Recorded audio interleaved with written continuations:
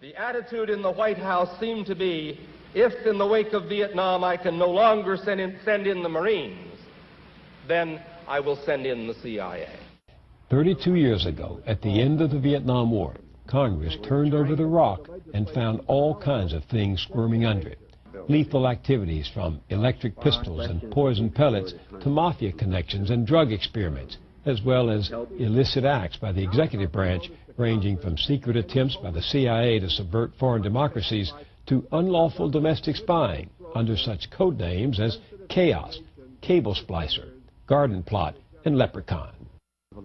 The Select Senate Committee, headed by Frank Church, found no mailbox, no college campus, no telephone had been safe. Testers means telephone surveillance. The Church Committee led Congress to reject presidential claims of inherent authority and restore some checks and balances, including putting an end to electronic surveillance without warrants. This kind of unrestrained, illegal, secret intimidation and harassment of the essential ability of Americans to participate freely in American political life shall never happen again.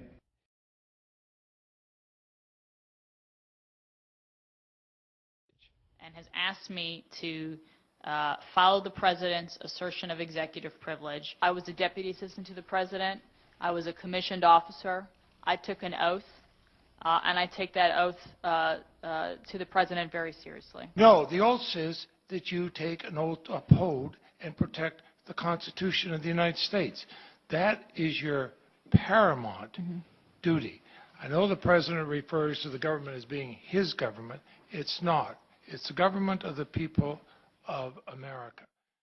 He doesn't need to say it. But if he thinks those provisions derogate, inappropriately take away his constitutional authority, and the act's unconstitutional, then he ought to veto it. But I think, Senator, that or at least he ought not to bargain it away. There may be a feeling that, of course, the act may be totally constitutional depending on its application. And the President wants to ensure that he wants to give direction to the executive branch as to what he thinks would be a constitutional application. And, of course, quite frankly, the President, knowing how much work is involved in getting legislation passed, particularly pieces of legislation like the reauthorization of the Patriot Act, I mean, the last thing he wants to do is veto all that hard work if he doesn't need to. And you know, presidents of both parties have taken this approach. Let him tell us in the negotiations that he's not going to agree to the oversight. And well, we can decide whether to give him more power. He can't get the power unless Congress gives it to him. Senator, I don't know. He doesn't have inherent constitutional authority to take power that's not granted by Congress. Unless it's granted by the Constitution. Well, if he wants specific law enforcement authority, there has to be an express grant by Congress.